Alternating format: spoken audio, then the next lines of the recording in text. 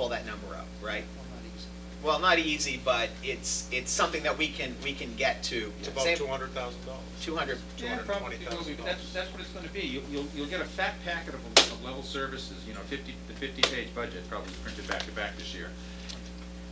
And I noticed how small this packet was. And then you'll have some cover sheets showing examples of ideas, cut ideas.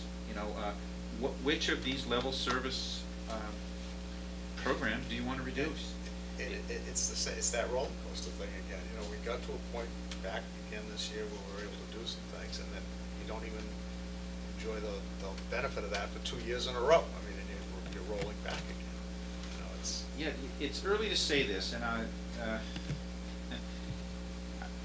have a sense though that the FY10 budget will be the most difficult budget in 10 years or more. I think since going back maybe to the early 90s. Yeah, I agree with that. And Mr. Jervy used to refer back to that. Was it 91, where we had, I think, is that when we closed the little school? Or? No, much before that. It was before that, okay. Right. And, you know, Mr. Jervy always used to refer to that, and I think we had a pretty massive reduction. Now, obviously, we want to hope we can avoid that through other methods, but I think you're right. Unless some sort of miracle happens where the state finds a lot of money, it's gonna be difficult, and we're gonna have to, you know, hopefully figure out ways, as you've been talking about, of running things a little differently to make it less drastic.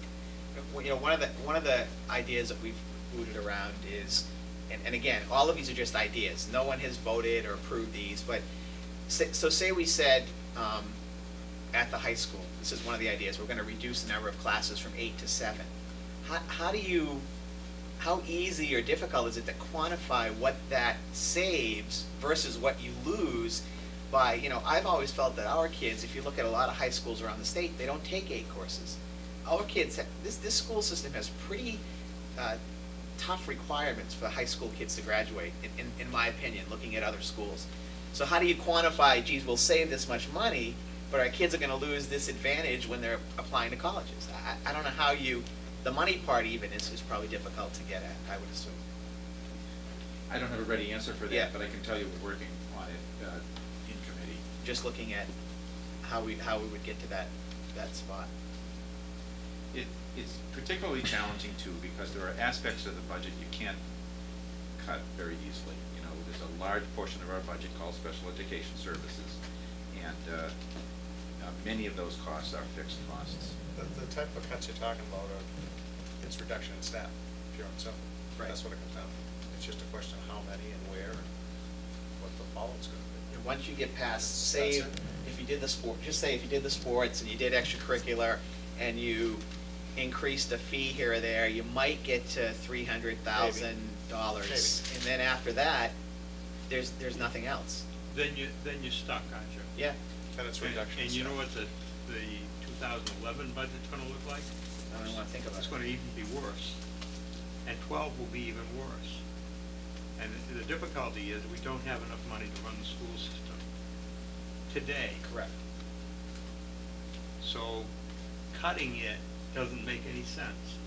What we're doing is we're hurting the kids that are in that year that we underfund the schools, cut classes out, and you have the situation where we had a music course that was doing just great.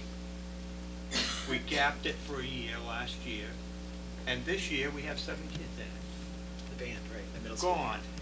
A whole piece of the kids that are in school today aren't getting that piece, and they won't ever get it. They've been shortchanged. Unacceptable.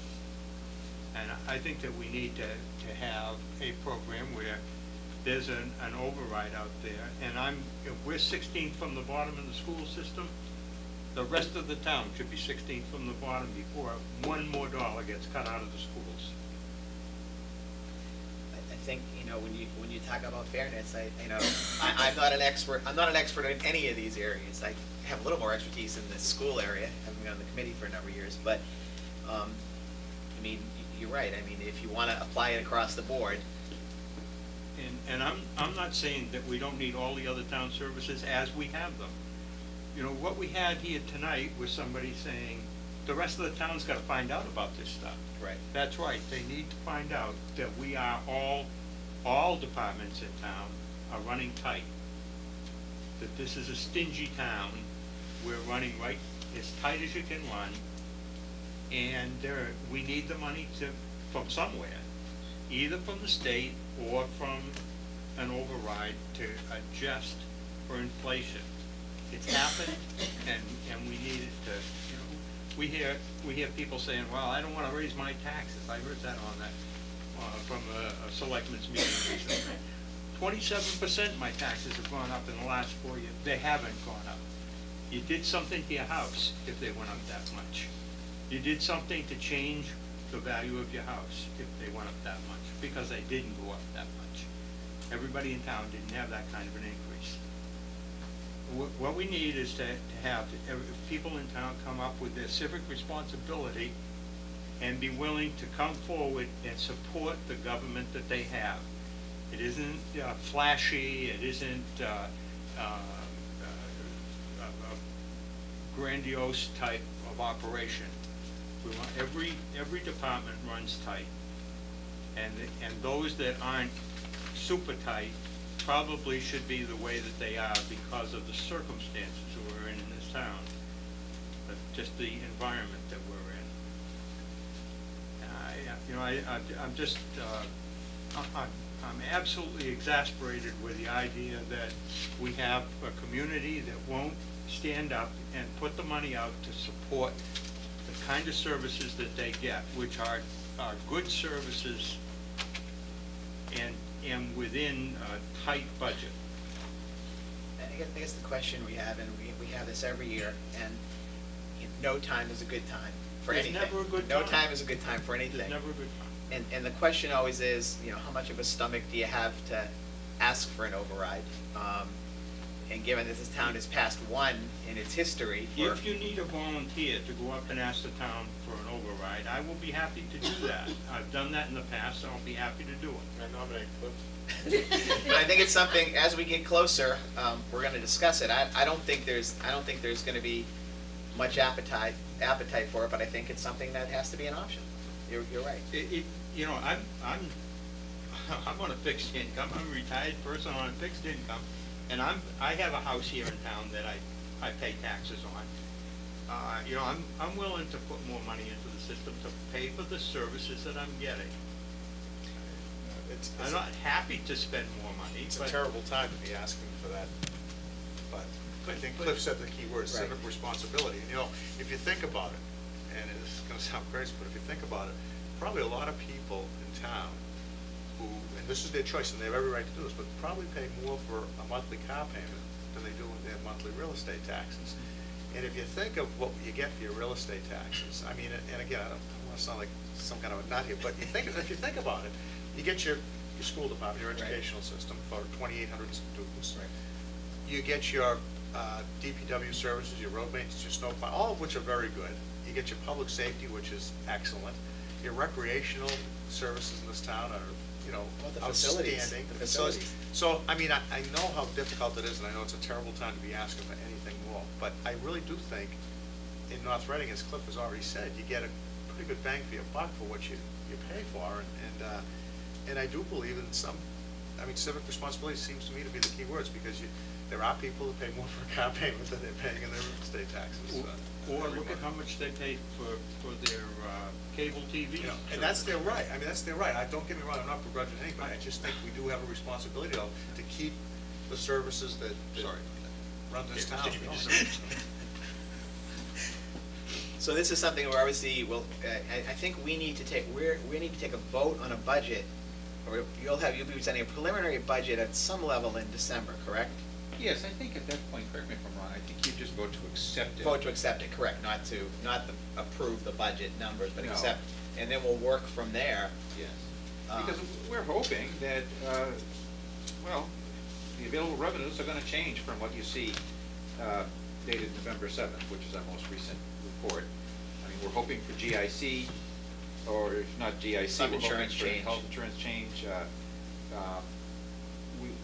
There's preliminary discussion about attempting to delay town meeting, so that we would have more information about local aid. And I think the other thing to point out is if we were level funded in Chapter 70 in lottery money, that's almost $700,000 that would come into the town that we're not counting on now because we're projecting a 5% decrease. So that $700,000, it's still not gonna give us all we need, but it makes a big difference. But you can always be assured that the lottery money's not gonna Probably come not. up to level funding, and if it does, it means we'll probably get more out of the share that we've been getting in the past, so. Correct. So we will continue along this road. As Mr. Nelson said, it's early, but as is always the case, it seems like 5 minutes after we've approved the budget for the existing, for the current year, we're working on next year's budget.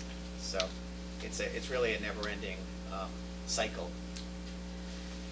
All right, thanks, Carl. Next we have policy development. We have a first reading of a policy accommodations for religious and ethnic observances. Would you like to read it? Oh, certainly. And this just to explain, this came about from our Mr. Bowers and Ms. Davis, our policy subcommittee. They meet with Dr. Troughton. I don't know how much you base this on the Winchester policy, but we were aware there were other towns with policies. There's been ongoing discussion for ages, years, Yes. on policies related to religious holidays, and I know that there are some concerns on both sides, from teachers, Right. from parents, and so Right. that's basically where this came from. And tonight is a Yes. first reading, and then Yes. after the reading, is that when we can ask questions and comment? Okay. Yeah, just, a little background. Mr. Bowers wrote an initial draft that was based in large part from the Winchester policy, and we used that as a jumping off point. This took 2 full meetings of the policy subcommittee just to hammer out this one policy, with a lot of work in between, behind the scenes.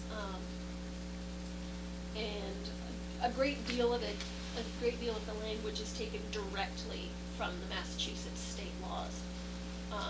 So that's why some of the wording may seem a little stilted. Okay. So this is the first reading of the policy, which we don't have a section number for it yet, of the policy accommodations for religious and ethnic observances. Our American tradition requires respect for religious diversity and upholds freedom of religions and equality before the law. The North Reading Public School District serves children from many different religious and ethnic backgrounds. Therefore, it shall be the policy to uphold this tradition in its schools. State and federal laws require schools to make reasonable accommodation to the religious needs of students and employees in observance of religious holy days. As part of these accommodations, students may miss school in order to participate in celebrations of their family's major religious and ethnic holidays. Students are entitled to have individual accommodations made to allow them to participate in their family religious or ethnic observances without detriment to their education or grades, including extensions of due dates on assigned work, at minimum number of days absent +1, opportunities to make up material missed in class, including examinations, and reasonable accommodations as may be appropriate. Any pupil absent from school because of a religious or ethnic holiday may not be deprived of any school-sponsored award or of eligibility or opportunity to compete for any award because of such absence. Students whose observance of a religious or ethnic holiday conflicts with participating in a school-scheduled event such as tryouts, athletic contests, theatricals, or concerts will not be required to participate nor penalized for their non-participation. Teachers shall refrain from scheduling one-time school-sponsored events, field trips, athletic events, music performances, theater plays and productions, auditions, and back-to-school functions on major non-national religious holidays. Long-term assignments will not be due the day after a non-national religious holiday. This policy should not prevent coaches and advisors from holding practices for these events during major non-national religious holidays. The North Reading School District reserves the right to adjust the school calendar to provide a school year of at least 180 school days while taking into account possible days of low attendance due to students and or staff observance of religious holidays. legal reference Mass General Law 151B, Section 4, 1A, and 1